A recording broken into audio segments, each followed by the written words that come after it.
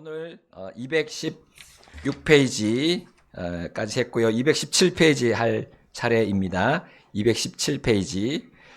자, 지난주까지는 우리 이스라엘의 눈이 먼 민족 이스라엘에 대해서 봤고요. 다시 모으신 민족 이스라엘에 대해서 보았습니다. 하나님께서 약속하신 대로 이스라엘은 다시 돌아올 것을 약속하신 대로 그렇게 올 것을 우리가 또 미리 하나님의 말씀들을 통해서 보았습니다. 그리고 지금 현재 일어나고 있는 이스라엘의 현황들을 봤습니다.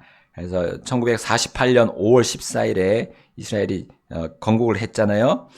영국군이 철군한 그 날에 2차 세계대전 끝날 그때 이제 이스라엘이 다시 건국을 했습니다. 그래서 다비드 벤 구리온이라는 사람이 그 국가 수립을 선언하면서 시작을 했지만 그 주위에 있는 아랍 민족들이 공격을 선전포고를 하고 이제 전쟁이 일어나기 시작했습니다. 그래서 중동 전쟁 우리 1차, 2차, 3차, 4차까지 있었던 것을 봤습니다.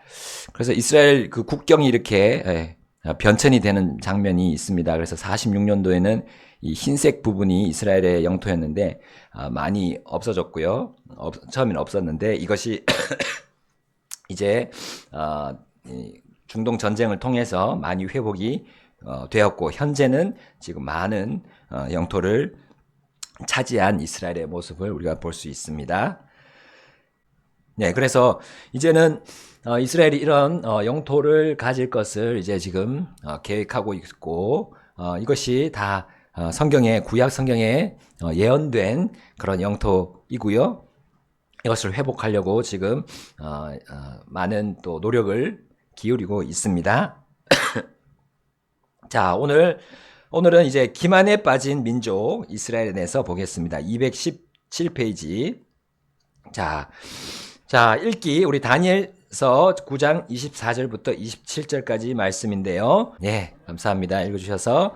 자, 거기 첫 번째 단락 보시면 이 구절은 하나님의 말씀 안에 있는 핵심적인 예언적 구절들 중에 하나입니다. 이 내용은 다니엘의 백성들을 향한 하나님의 전체적인 계획을 다루고 있습니다. 이 네 가지 구절이 어마어마한 그 시대를 다 아우르고 있다는 사실입니다. 자, 그 첫 번째 빈칸 보세요. 자, 무엇을 어떻게 하고 건축하라는 명령이 나가는 때로부터 이게 시작입니다. 이 예언의 시작, 이스라엘에 대한. 자, 25절 말씀 한번 볼까요? 자, 무엇을 어떻게 하라고 건축하라는 명령이죠? 예, 예루살렘을 회복하고 건축하라는 명령이 나가는 그때부터입니다. 자, 예루살렘을 회복하고 건축하라는 거, 이게 우리 지금 수요일에 보고 있는 느헤미야에 대한 부분입니다. 느헤미야에 보면 성벽을 재건하는 장면 우리가 볼 수 있습니다. 예루살렘을 다시 건축하는 그 장면을 볼 수가 있는데요. 자, 그때가 주전 445년이었고요. 자, 이것으로부터 어디까지인가? 자, 24절 말씀 한번 보겠습니다. 제가 읽겠습니다. 내 백성과 내 거룩한 도시 위에 70일에가 작정되었나니 범법을 끝내고 죄들을 끝마치며 불법에 대해 화해를 이루고 영존하는 의를 가져오며 환상과 예언을 봉인하고 지극히 거룩한 곳에 기름을 붓기 위함이라. 아멘. 자, 그리스도께서 영존하는 무엇을 가져오시는 거죠? 자, 의입니다. 예, 의를 가져오시기까지 자, 그 이스라엘에 대한 예언이 이 다니엘서에 단 4구절 안에 들어 있다는 사실입니다. 자, 예수님께서 이제 재림하실 때까지를 의미하는 것이죠. 24절 말씀 전체가요. 자, 그래서 24절이 오히려 가장 마지막의 부분이고 그 전의 내용들이 이제 25, 26, 27절을 통해 우리가 볼 수가 있습니다. 자, 첫 번째 장차 임할 통치자를 먼저 보겠습니다. 장차 임할 통치자. 자, 여기 다니엘 9장 26절에 이제 장차 임할 통치자에 대해서 잘 밝혀주고 있는데요. 여기 장차 임할 통치자의 백성에 대해 말씀하고 있습니다. 그런데 이 장차 임할 통치자가 메시아인가요? 메시아가 아니겠죠, 당연히. 왜냐하면 그 도시 예루살렘과 그 성소의 성전을 파괴하기 때문입니다. 예. 우리 메시아 예수님께서 그렇게 하실 수가 없으시죠. 자, 그래서 사람들은 이것이 이 장차의 말 통치자가 로마로 보고 있습니다. 그래서 주후 70년에 이 일이 일어났습니다. 이스라엘의 그 예루살렘 도시와 그 성전이 다 파괴되었죠. 자, 그러므로 이 통치자는 주 예수 그리스도가 될 수 없습니다. 자, 다른 구절에서 다니엘은 회복한 로마 제국으로부터 언젠가 일어날 한 통치자에 대해서 말했습니다. 자, 그 모습이 이제 우리 다니엘서에 쭉 나오는데요. 이 로마 제국의 그 영토를 의미합니다. 자, 거기 다니엘서 7장 7절 말씀부터 8절까지 짐승이 네 번째 짐승까지 이 다니엘이 보게 됐는데 그 첫 번째 짐승이 사자의 모습이었습니다. 두 번째가 곰의 모습이었습니다. 그 다음에 세 번째가 표범의 모습이었죠. 그리고 이제 넷째 짐승이 이거는 특별하게 뭐라고 할 수가 없는 근데 가장 강한 그런 짐승으로 다니엘이 보게 됩니다. 이것이 이제 우리가 로마를 의미한다고 볼 수가 있겠습니다. 로마 제국. 자, 그 다음에 이제 다니엘서 7장 19절 22절까지 이 넷째 짐승이 로마로 우리가 제국으로 보고 있는데요. 이것이 이 로마 제국이 다시 마지막 날에 예수님께서 오시기 직전에 다시 부활을 하게 된다는 것을 우리는 이것을 통해 또 알 수가 있습니다. 그래서 성도들과 전쟁을 한다고 했어요. 그래서 7년 대환란 기간에 우리가 아직 오지 않는 기간입니다. 그때 이제 싸워서 이기고 마치 전 세계를 장악하는 것처럼 보이지만 마지막 7년 끝에 예수님께서 오십니다. 옛적부터 계시니 바로 예수님께서 오셔서 치시고 승리하시고 그 왕국을 소유하시게 될 겁니다. 자, 우리 다니엘서 8장 23절 25절. 자, 여기 이제 그 넷째 짐승 로마에 다시 부활했을 때 한 왕이 일어난다 했습니다. 우리 이 한 왕 그것이 이제 여기 나오는 장차 이 말 통치자가 되는 것이죠. 그래서 자기가 그리스도인 것처럼 오는 그 적그리스도를 의미합니다. 이 왕이 와서 이제 강한 자들 거룩한 백성 바로 이스라엘을 멸하려고 그가 손을 펼치겠죠. 근데 평화를 빌미로 그렇게 사람들을 파멸시킨다라고 했습니다. 예. 자, 이렇게 자신을 속이면서 그리스도로 가장하면서 그가 와서 사람들을 장악한다는 사실이고요. 자, 이제 요한계시록이 또 다니엘서와 함께 짝을 이루어서 거의 비슷한 것들을 예언들을 보여주고 있습니다. 자, 요한계시록 13장 1절에서 7절 가운데 한 4구절 읽겠습니다. 또 내가 바다의 모래 위에 서서 한 짐승이 바다에서 일어나는 것을 보았는데 7머리와 10뿔을 가졌고 그 뿔들 위에는 10왕관이 있고 그의 머리들 위에는 신성모독하는 이름이 있더라. 또 내가 보니 그의 머리들 중에 하나가 상처를 입어 죽게 된 것 같았는데 그의 치명적인 상처가 나았더라. 이에 온 세상이 놀라워하며 그 짐승을 따르더라. 이에 그가 자기의 입을 벌려 하나님을 대적하여 모독하되 그분의 이름과 그분의 성막과 하늘에 거하는 자들을 모독하더라. 또 그에게 그 성도들과 전쟁하여 그들을 이기는 권능이 주어졌으니 모든 족속과 언어와 민족들을 다스리는 권능이 그에게 주어졌더라. 자, 그리고 요한계시록 17장 11절 14절에는 이렇게 되어 있습니다. 넷째 짐승이 또 계시록에서는 이렇게 보여지고 그 10뿔이 또 이렇게 해석이 되어지는 모습을 볼 수가 있습니다. 그래서 7년 대환란 기간에 일어날 10왕을 우리가 볼 수 있습니다. 그 중에 이제 세 왕이 이 적그리스도로 인해서 꺾이게 되는 것을 우리가 미리 볼 수가 있고요. 결국 이제 적그리스도가 중심이 돼서 이스라엘과 계약을 맺지만 그 3년 반 뒤에는 그것이 이제 끊어지면서 파기가 되면서 계약이 적그리스도가 완전히 장악하는 것을 우리 이제 뒤에서 또 볼 수 있겠습니다. 이것이 이제 이스라엘 백성과 함께 이스라엘 백성을 이제 장악하면서 그렇게 이제 전 세계를 지배하게 되는 모습을 볼 수가 있습니다. 자, 우리 장차 이 말 통치자를 우리가 한번 봤고요. 다니엘서와 계시록에서 일단 먼저 봤습니다. 뒤에 또 더 자세히 나오겠고요. 자, 1번 보겠습니다. 217페이지 맨 밑에 1번. 자, 요한복음에서 우리 예수님께서 이미 말씀하셨어요. 이 장차 임할 통치자에 대해서. 자, 여기 43절 보니까요. 내가 내 아버지의 이름으로 왔는데 너희가 나를 받아들이지 아니하나 만일 다른 자가 자기 이름으로 오면 너희가 그를 받아들이리라. 예수님이 말씀하셨어요. 그때 이스라엘이 자기 이름으로 오는 자를 받아들인다 했어요. 예수님 메시아를 받아들인 것이 아니라 자기 이름으로 오는 바로 장차 임할 통치자를 받아들이게 된다는 사실이죠. 자, 우리 그 다음 페이지 넘어가서요. 요한일서 2장 18절. 자, 우리 요한일서 2장 18절에 자, 이 사람, 이 장차 임할 통치자 다른 이름이 뭐라고요? 적 그리스도입니다. 적 그리스도. 네.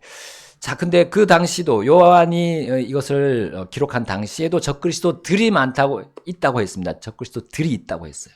지금은 어떻습니까? 지금도 당연히 있겠죠. 그리고 우리 인간 역사상 계속 있어 왔을 것이고 더 많아졌으면 더 많아졌지 없지 않습니다. 적 그리스도들이 있습니다. 그래서 하나님의 말씀에 정면으로 반대하고 거부하는 그 통치자들이 되겠죠. 보통 정부, 왕들, 그리고 대통령들이 되겠습니다. 여러분 잘 보시면 볼 수 있을 것이에요. 근데 그 적그리스도들은 이 적그리스도는 아닙니다. 그래서 적그리스도를 미리 보여주는 하나의 상징과 같은 그런 모습을 그 그림자라고 볼 수가 있겠죠. 자, 3번 넘어가세요. 계시록 6장 2절 그리고 계시록 19장 11절 이 장차 임할 통치자 적그리스도가 가짜 메시아가 될 것을 우리가 볼 수 있는데 이 예수님과 유사한 점들이 있다는 거예요. 첫 번째 나오는 사람이 누구죠? 6장 2절에 나온 사람이 예수님이십니까? 아니면 그리스도입니까? 적그리스도입니까? 적그리스도고요. 뒤에 나오는 19장에 나오는 분이 바로 예수님이십니다. 그래서 근데 공통점이 있다는 거죠. 무엇입니까? 둘 다 무엇을 타고 올 것이다. 흰 말입니다. 흰 말을 타고 올 것입니다. 자, 흰색 말, 평화를 상징하죠. 평화를 상징하지만 첫 번째 오는 적그리스도는 평화를 빌미로 사람들을 정복하고 그러나 예수 그리스도는 흰 말을 정말 평화를 가지시고 오십니다. 자, 우리 여기 흰말 탄 첫 번째 적그리스도의 모습을 볼 수 있고요. 또 흰말을 타신 예수님의 모습 이렇게 있습니다. 자, 계시록 13장 3절 말씀. 자, 이 적그리스도 치명적인 상처가 나왔다 했습니다. 우리 예수님도 어떠셨죠? 뒤꿈치가 상하셨죠. 뒤꿈치가 상하셨어요. 어디서 우리가 봤었어요? 창세기 3장 15절. 예수님께서 그 뱀의 머리를 부수시지만 발 뒤꿈치는 상하셨다. 그래서 예수님께서 십자가에 죽으심이죠. 자, 비슷한 것을 볼 수가 있고요. 세 번째, 둘 다 사람들에 의해 무엇을 받을 것입니까? 여기 계시록 13장 8절, 마태복음 14장 33절 보니까요. 경배를 받는다 했습니다. 경배를 받게 됩니다. 자, 그다음 D 넘어가세요. 자, 그리스도 예수님처럼 그 짐승 또 거짓 예언자를 통해서 무엇을 행할 것입니까? 요한계시록 13장 12절 14절. 자, 여기 제가 읽겠습니다. 그가 자기 앞에 있는 그 첫째 짐승의 모든 권능을 행하고 땅과 거기에 거하는 자들이 그 첫째 짐승 곧 그의 치명적인 상처가 나은 자에게 경배하게 하니라. 또 그가 큰 이적들을 행하는데 사람들 앞에서 불이 하늘로부터 땅 위에 내려오게 하고 그 짐승의 눈앞에서 그가 그런 기적들을 행할 권능을 소유하여 그 기적들을 수단으로 하여 땅에 거하는 자들을 속이며 땅에 거하는 자들에게 말하여 그들이 칼로 상처를 입었다가 살아난 그 짐승을 위해 한 형상을 만들게 하더라. 뭐죠? 큰 이적들을 행할 것입니다. 예수님처럼 큰 이적들을 행할 것입니다. 자, 4번. 이제 넘어가서요. 마태복음 24장 24절에 의하면 장차 나타날 황폐하게 하는 가증한 것은 바로 어떤 자들을 어떻게 할 것입니다. 답은 무엇일까요? 바로 택함 받은 자들도 속일 것입니다. 속일 것입니다. 택함 받은 바로 유대인들이 되겠죠. 자, 그래서 이스라엘 지금 기만에 빠진 민족을 보고 있습니다. 그 기만이 바로 여기 속인다는 그 의미죠. 기만한다는 거.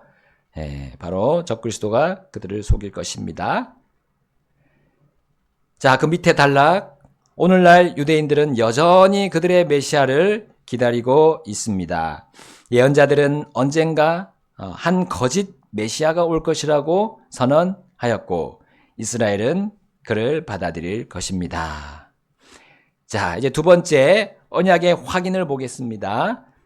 다니엘서 9장 27절 말씀. 다니엘에게 준 70일의 그 환상이 이제 69일에까지는 다 완료가 됐습니다. 예언이 성취가 됐습니다. 그런데 이제 한 일에 이제 남은 7년의 기간, 이것이 이제 남아 있는 가운데 있습니다. 자, 이 문제의 언약은 한일의 이 언약은 거의 확실하게 누구의 언약이라고 되어 있죠? 아브라함의 언약일 것이다. 바로 아브라함의 언약, 우리 지난 시간에 본 것 중에 땅에 관한 언약이 있잖아요. 땅을 너에게 이 모든 땅들을 줄 것이다. 너가 발로 밟는 모든 땅을 줄 것이다라고 하신 그 땅의 약속들에 관한 것이 될 것입니다. 그러니까 적그리스도와 이스라엘이 맺게 될 그 언약, 한일의 동안의 언약이 내가 너희들 그 땅, 바로 우리 이 영토를 내가 주겠다라는 언약이 반드시 포함될 것이라는 거죠. 그 다음에 이제 그 적그리스도와 함께 약속을 하고 계약을 맺고 3년 반 동안 잘 지낼 것입니다. 잘 지내고 잘 나누고 모든 것을 다 나누면서 공유하면서 같이 손을 잡게 되는 것이죠. 자, 전 세계가 이 구원자, 거짓 구원자죠. 이 구원자를 이제 다 경배할 것이라는 거죠. 자, 그는 세계의 전국 속으로 나아갈 것이며 거짓 천년왕국을 시작할 것입니다. 자, 그때에 사람들은 평안이 없는데도 뭐하다 할 것입니다. 우리 예레미야서 8장 11절에 이미 또 예언이 되어 있습니다. 함께 읽어볼까요? 다 같이 읽겠습니다. 시작. 이는 그들이 내 백성의 딸의 상처를 조금만 고쳐주고서 말하기를 평안이 없는데도 평안하다 하였기 때문이라. 평안하다 계속 주입할 것입니다. 다 조금만 있으면 정말 더 좋은 세상이 올 것이다 하면서 계속해서 얘기하는 것처럼, 요즘에도 그렇게 얘기하는 것처럼 계속 그렇게 할 것입니다. 자, 그래서 우리 데살로니가전서 5장 3절에 이렇게 되어 있죠. 평안과 안전, 평화와 안전을 빌미로 해서 사람들을 속이지만 갑자기 아이벤 여자에게 갑자기 그 산통이 와서 해산을 하듯이 갑작스러운 고통이 온다는 것을 이미 데살로니가전서 5장 3절에 말씀하고 있습니다. 그래서 뭐 UN 평화기구라고 하잖아요. 세계 평화기구. 그러나 이것들이 지금은 이제 체계를 잡아가는 중에 있습니다. 평화를 유지한다고 하지만 이제 그때 7년 대환란 때는 적그리스도의 도구가 될 것이 분명합니다. 그래서 지역을 여기 보시면 칸을 다 세워 보시면 33개입니다. 33개.